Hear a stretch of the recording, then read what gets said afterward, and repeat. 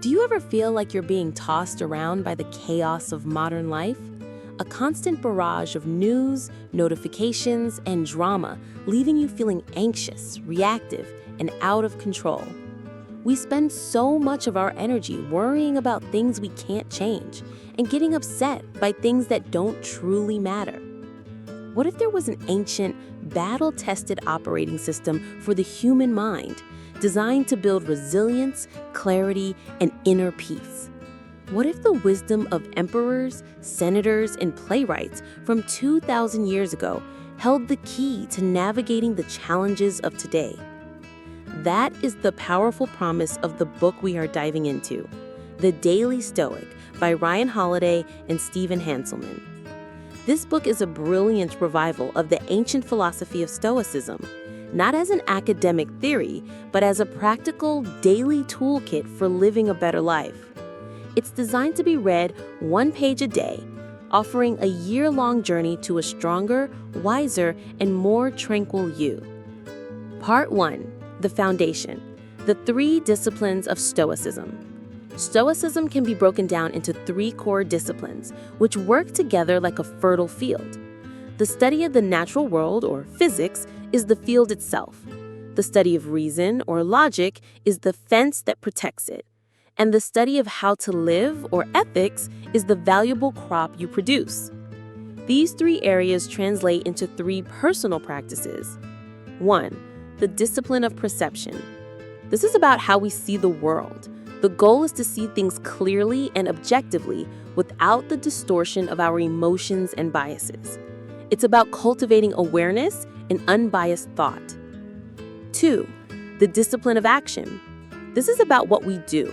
It's about making right and effective decisions that align with our values and acting with purpose in the world. 3. The discipline of will. This is about how we endure. It's about accepting what we cannot change, facing challenges with courage, and building an inner resilience that can withstand anything life throws at us. Part 2. Practical Stoicism. The tools for daily life.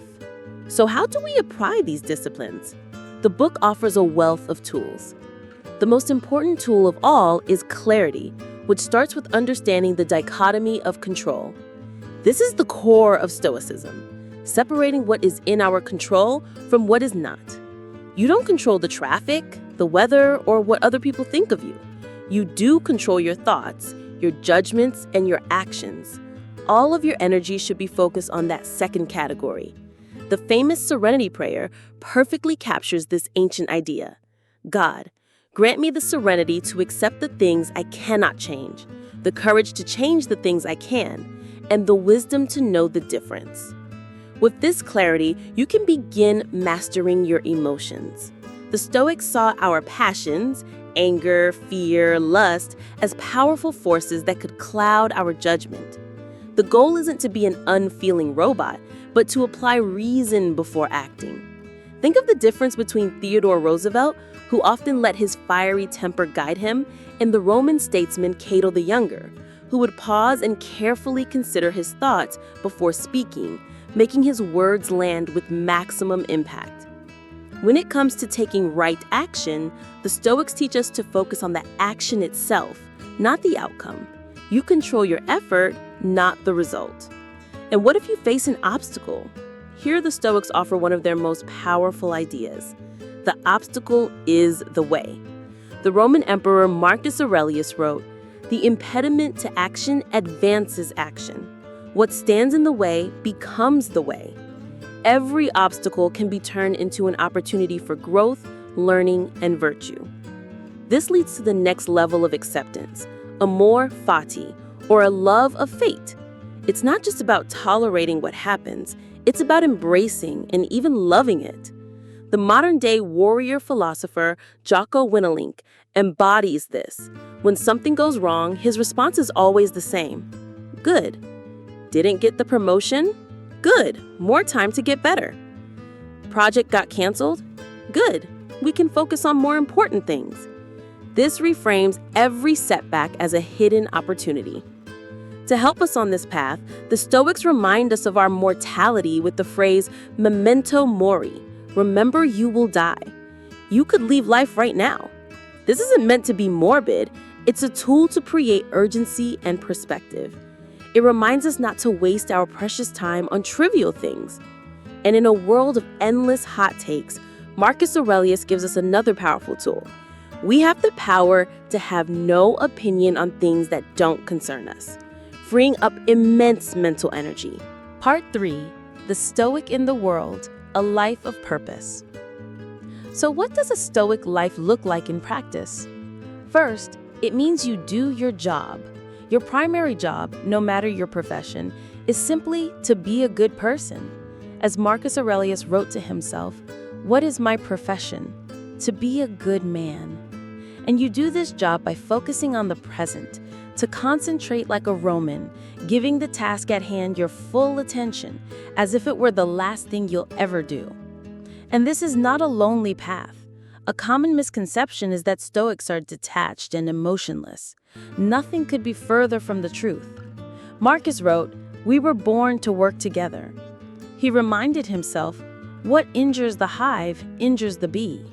Stoicism is a philosophy of social duty and human connection. It teaches us to be better citizens, better parents, and better friends. In times of crisis, it reminds us to look for the helpers, to find inspiration in the people who are contributing to the common good. Finally, this is a lifelong practice. It's not something you read once and master. Ryan Holiday notes that he has read Meditations for 15 years and learned something new every time. And we must remember that Meditations itself is a journal. It is the private record of an emperor practicing these very ideas, reminding himself day after day how to live. The Daily Stoic is not a book of abstract philosophy. It's a practical, daily guide to living a better life. It teaches us to focus our energy on what we can control, our perceptions, our actions, and our will. It's about living a life of virtue, turning obstacles into opportunities, loving our fate, and remembering that our primary job is to be a good human being who contributes to the world around us. The ultimate goal is to build an inner citadel, a core of unshakable strength and tranquility that cannot be touched by external events. If this deep dive into ancient wisdom for modern life has given you a new perspective, you're in the right place. That's what we do here at The Book Whisperer. We break down powerful, life-changing books to give you the tools you need to solve real-world problems. Make sure to subscribe so you don't miss our next breakdown.